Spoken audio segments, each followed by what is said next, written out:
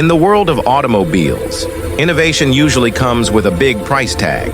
New technologies, new designs, new engines, everything costs millions.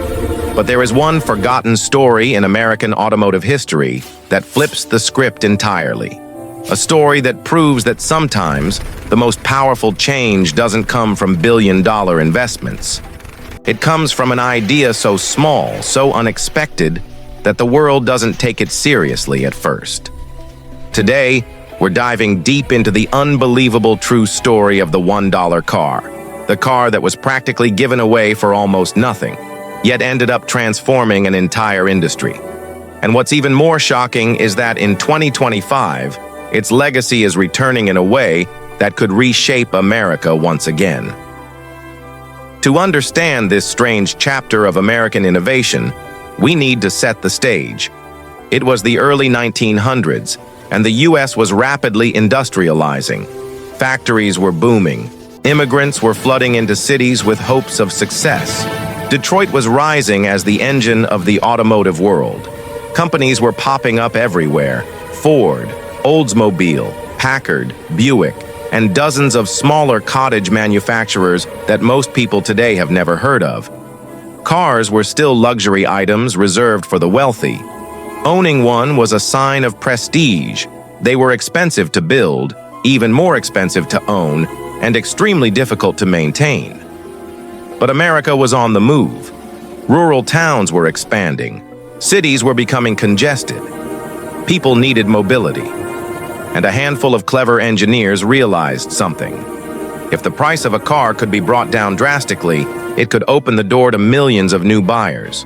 But how do you create something affordable in an age where everything is handmade, slow, and costly? Enter the idea of the $1 car. Now let's be clear. The car wasn't literally sold for a single dollar. That's not the real twist. The real twist is that the cost to acquire it could effectively drop to that symbolic price when combined with promotions, incentives, and marketing strategies that would shock the modern auto industry. Back then, companies used giveaways, coupons, installment programs, and loyalty reward tactics that resemble today's tech company growth hacks. They were willing to lose money on the first sale if it meant gaining a long-term customer. One company in particular pushed the boundaries. It wasn't Ford, but a much smaller competitor trying desperately to stand out in a rapidly evolving market. Their idea? Offer a simple lightweight car with the absolute minimum features. A car so basic that it looked like something between a motorized carriage and a glorified bicycle. The frame was wooden. The engine was tiny. The wheels were thin. It was marketed as America's practical motor carriage, meant for farmers, rural families, and first-time buyers. So why the $1 price tag? Because newspapers at the time reported promotions where individuals could collect coupons from serialized ads. If they collected enough coupons, sometimes hundreds, they could redeem them for the right to purchase the car at a drastically reduced cost.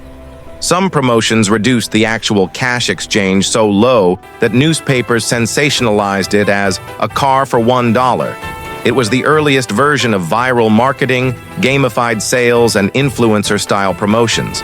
But happening in 1904, people took notice. Crowds lined up. The public loved the idea of owning a car at a price almost anyone could afford. It was the American dream on wheels. But more importantly, this gimmick forced the entire automotive industry to rethink everything. If a small company could create a dirt-cheap car, why couldn't the giants? If affordability could open the market to millions of buyers, why wasn't everyone doing it? This moment put enormous pressure on bigger manufacturers, and no one responded more aggressively than Henry Ford. Ford realized that the future didn't belong to luxury cars. It belonged to everyday Americans.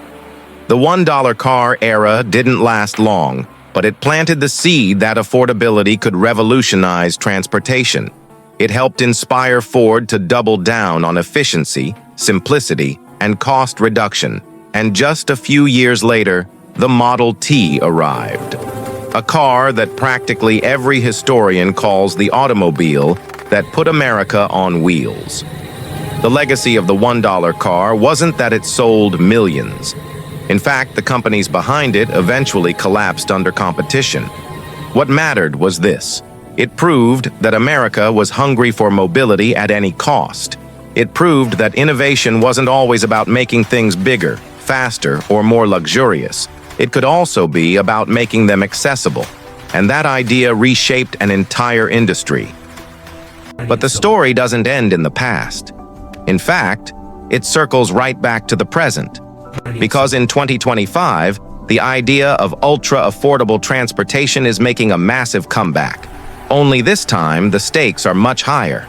The modern American car market is dominated by big SUVs, high-tech trucks, and electric vehicles packed with screens and expensive software.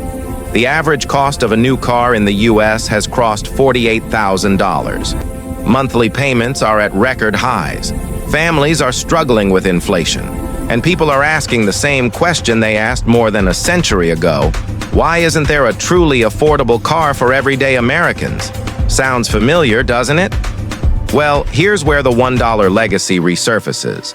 A new wave of companies, startups, innovators, and even foreign manufacturers are now exploring ultra-low-cost cars and micro-EVs.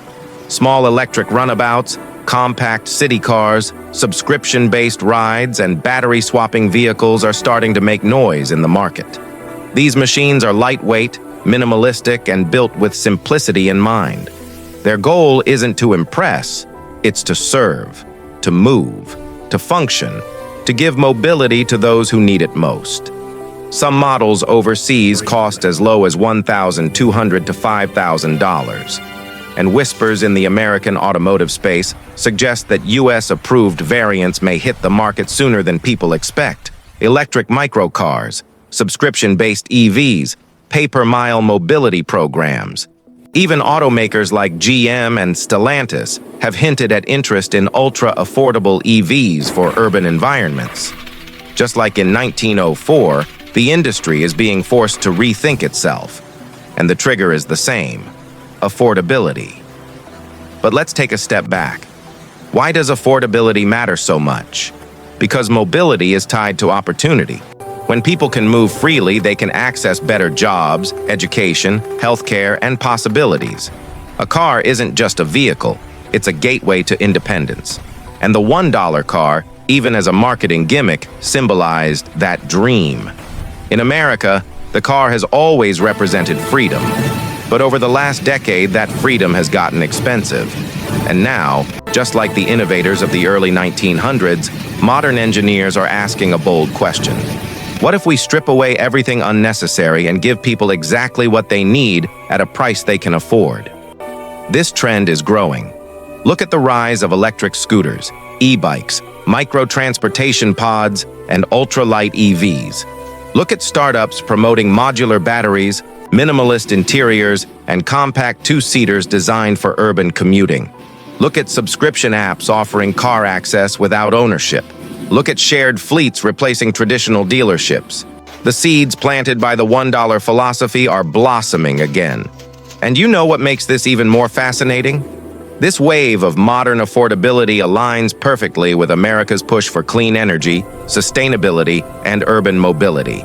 Cities want smaller cars, buyers want cheaper options, the government wants cleaner transportation, and tech startups want new customers. It's a perfect storm. So, what happens next? Will America actually see a modern version of the $1 car? Not literally for $1, but something symbolic, something disruptive, something that captures the spirit of radical affordability. Some experts believe yes. In fact, rumors suggest that certain companies are testing prototypes of micro-EVs that could sell for around $3,000 to $6,000 in the United States. They're tiny, lightweight, and designed with minimalistic engineering, just like the original $1 car. They won't win any beauty contests. They won't set speed records. But they could unlock a new era of low-cost mobility, especially for students, gig workers, retirees, and city commuters. And here's the big twist. The $1 car wasn't a technological achievement. It was a psychological achievement. It made America believe that mobility should be for everyone. And today, that belief is returning with more force than ever. As we look ahead, the automotive industry is at a crossroads.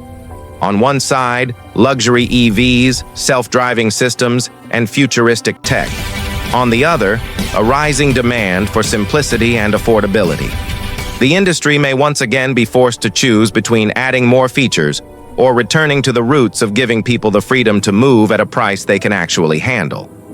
The early 1900s proved that when affordability becomes the priority, innovation accelerates. New manufacturing techniques emerge. Production scales, design philosophies shift. Entire markets open up. That's exactly what the $1 car sparked, and what we might be witnessing again in 2025. So, what's the lesson in all this? It's simple. Never underestimate a small idea. Never underestimate the power of accessibility. Sometimes the smallest spark lights the biggest fire. The $1 car didn't dominate sales charts. It didn't win awards. It didn't last long. But it forced giants to pay attention. It nudged the industry into a new direction. And ultimately, it played a role in shaping the most influential car in American history. As America once again looks for affordable mobility, the spirit of that tiny, humble motor carriage is alive. And it's preparing to make a comeback, not through coupons or newspaper ads, but through micro EVs, subscription fleets, and ultra-efficient designs that might redefine what a car even is. The $1 car is no longer just a historical footnote. It's a symbol, a reminder that innovation isn't just about going faster. Sometimes, it's about going simpler, not just about reaching the elite, but empowering everyone. And if history is any indication, when the American people demand affordable mobility, the industry eventually listens. So buckle up, because if the past is repeating itself, the next revolution in American transportation might once again start with an idea that sounds too cheap to be real. And just like last time, it may reshape the entire industry in ways we can't yet imagine.